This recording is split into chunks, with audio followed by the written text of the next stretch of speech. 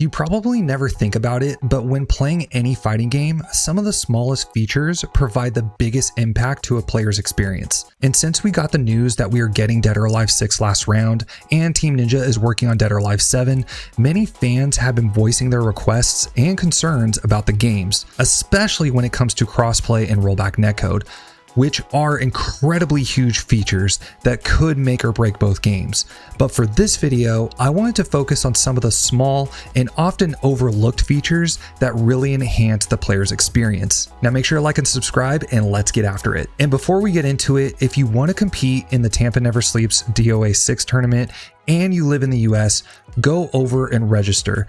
Doesn't matter what level you are, give it a shot, and if you don't want to compete, make sure you tune in. All competitors and viewers play a huge part in supporting Dead or Alive and its community. And second, I am giving away 2 copies of Dead or Alive 6 last round, so make sure you head over to this video right here for more information. And just now, while I was working on this video, I just received a link for a European tournament that's popping up. So if you are in the EU and you want to compete in a Dead or Alive 6 tournament, make sure you hit the link in the description below. And now let's get after it. So first I want to talk about is the pre-fight intro. Dead or Alive has always had very good fight intros. They were short, sweet, well animated, and gave little segments of the character's personality. One thing I do think is missing is the fight-specific pre-fight intros that I think would give the fights deeper meaning for the players, as they would display a little bit more story as well as the characters' relationships. For example, I'd like to see a brother-sister kind of engagement between Kasumi versus Hayate. Another would be a kind of a rivalry between Kasumi and Ayane, and maybe a little bit of a romantic gesture between Lei Fang and Jan Li. And last, maybe a friendly sparring gesture between Marie Rose versus Honoka. I think these pre-fight dialogues could really bring out the characters' relationships and actually show a little bit more personality and lore between the characters. Good examples where character-specific intros has always been is in Mortal Kombat. Specifically, my favorite was Mortal Kombat X. Now, MKX did a great job because although the animations were all the same, the dialogue shared little tidbits of the characters' relationships, as well as teased lore that had not yet been shared or fully fleshed out. It created a little essence of mystery and fun for fans to explore the characters even more. I do not wish to fight you. Concerned that I will win? No, concerned that I will. Tekken 8 also did a very good job, which I think may be even better than MKX.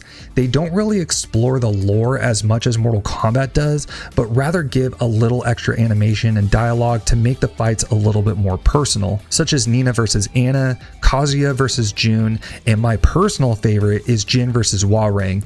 This right here is peak character intro dialogue.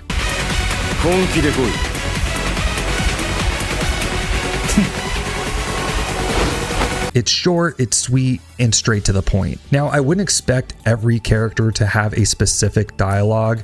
Be kind of weird if characters like Bass and Hayate had their own, but if pre-fight dialogue and animations are implemented the way that they have been in the past, but with more features, they could make the fights even more dramatic and engaging. And second is the win pose, or sometimes called the victory pose. Dead or Alive's victory animations has always been top tier as well, but there's one part that I've always felt was very awkward, which is the win pose stare. Soul Calibur 6 and Mortal Kombat X did this as well, and again, it always felt very awkward. Mortal Kombat actually fixed this in Mortal Kombat 11 and Mortal Kombat 1 by just simply adding slow motion at the end. The only game I've ever seen where this works well is Guilty Gear Strive, but that is due to the anime art style, and the only thing moving is each character's hair and clothes. So for Dead or Alive 7, the best way to change this is with a freeze frame after the win pose when it shows players' stats and rewards. Great examples of this are actually in Tekken 8 and Street Fighter 6. They're both very well animated, share a bit of the character's personality, and the freeze frame is captured at just the right time to bring even more character expression. And third is the character select screens. Now, you don't ever realize this, but the character select screen is where the hype truly happens. This is your spot to get ready and build yourself up in the same way that you would in the locker room before a big game. Now, if you played any sports, you know what I'm talking about.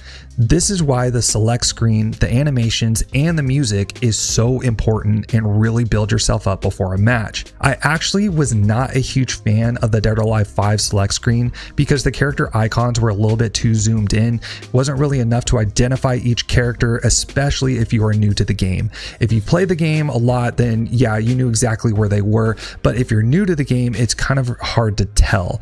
It also did not show enough of the character's body, and for a game that really enhances its character's beauty, their entire figure should be shown in the select screen. Now, the character select screen is where Dead or Alive 6 actually did okay.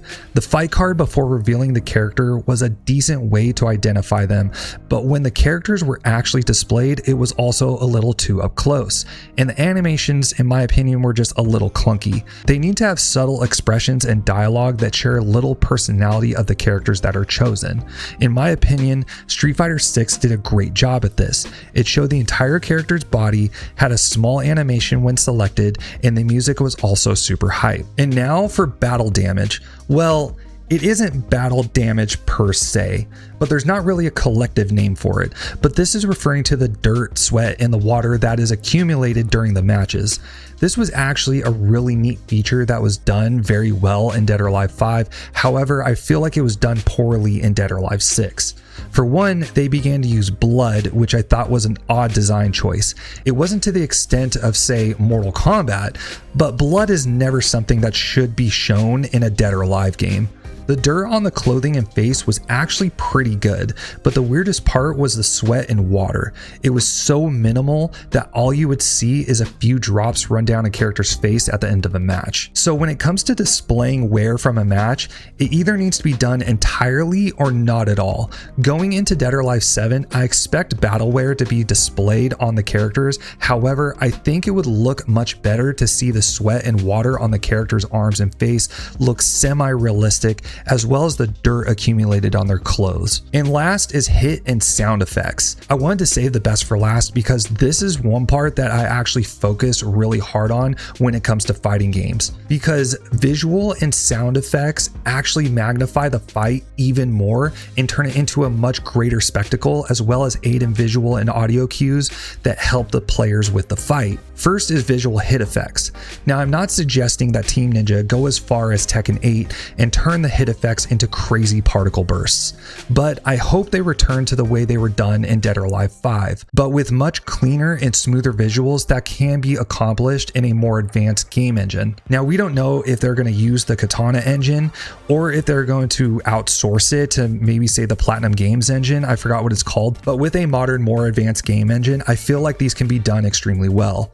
Now, why these are important is because they give visual cues to when an attack is successfully landed, as well as add extra flair to stronger attacks.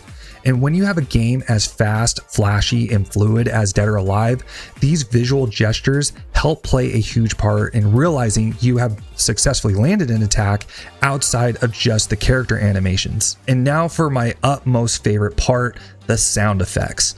When playing any game, watching any movie or TV show, the sound effects is the aspect I pay attention to the most. There are so many ways to emphasize action, violence, and drama with the use of sound and music, or even lacking sound and music aids in really turning up the effects depending on the scene that is shown. For instance, if you want to emphasize violence, you actually turn down the music, turn up the effects, and zoom in on the area being attacked, and it makes the scene much more dramatic.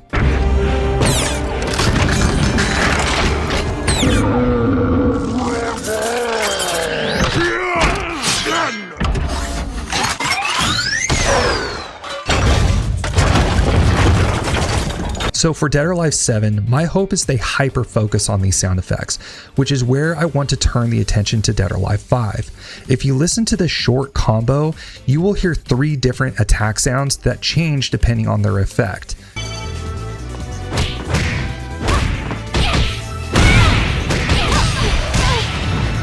Each one of these gets deeper and more distinct the greater the effect, especially when you get to critical burst, which it sounds like an explosion. Now, this is where I think Tekken 8 and Dead or Alive 6 actually shines. Both games, when successfully landing a counter hit, sounds like a shotgun went off.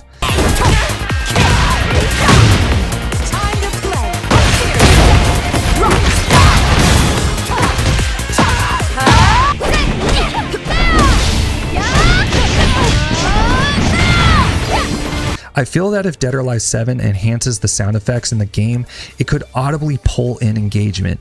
The game is going to be flashy and beautiful, we know this, and with really well implemented hit and sound effects, it could really enhance the fights and make the games even more captivating. So I want to know what you guys think. What are the small things that you would love to be implemented into Dead or Alive 7? Things that really capture you that you don't always think about. This might be even something you have to like play the game and be like, oh yeah, that's what he was talking about, or oh yeah, this is my favorite part of the game. They're small, but they bring out the game's experience so much more and emphasize the action and the drama inside the game as well. So I just said as well like 3 times, sorry. Thank you guys so much for watching. Until next time, this is Shred, out.